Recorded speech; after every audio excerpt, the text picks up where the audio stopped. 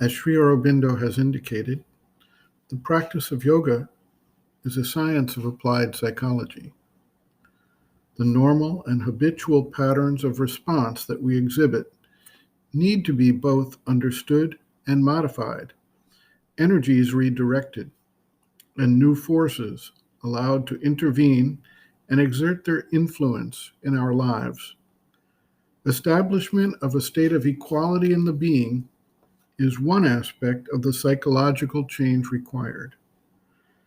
There is also a balance required to avoid extremes that actually defeat the intention and purpose, either with too strident a suppression of the nature, or with a sense that a mental idea of non-involvement is actually the achievement of the state of equality.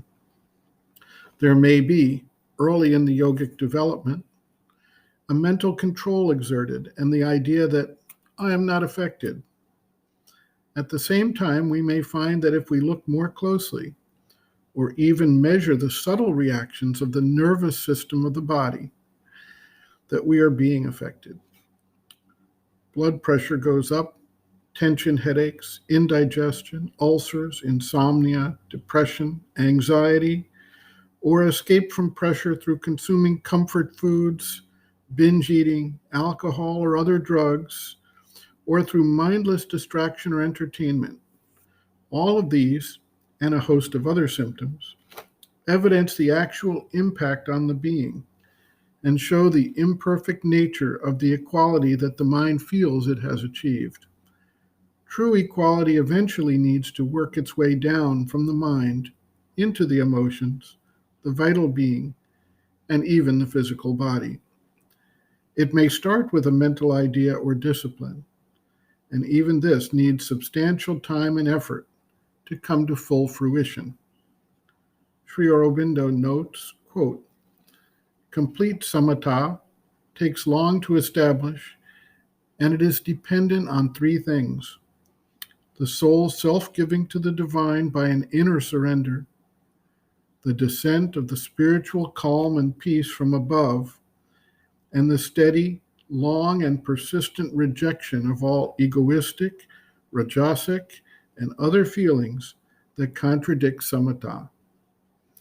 The first thing to do is to make the full consecration and offering of the heart, the increase of the spiritual calm, and the surrender are the conditions for the rejection of ego, rajoguna, etc., to be effective.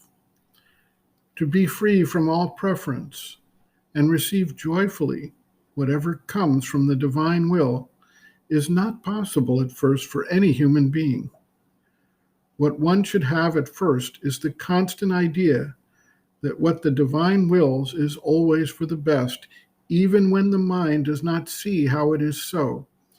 To accept with resignation what one cannot yet accept with gladness, and so to arrive at a calm equality which is not shaken, even when on the surface there may be passing movements of a momentary reaction to outward happenings.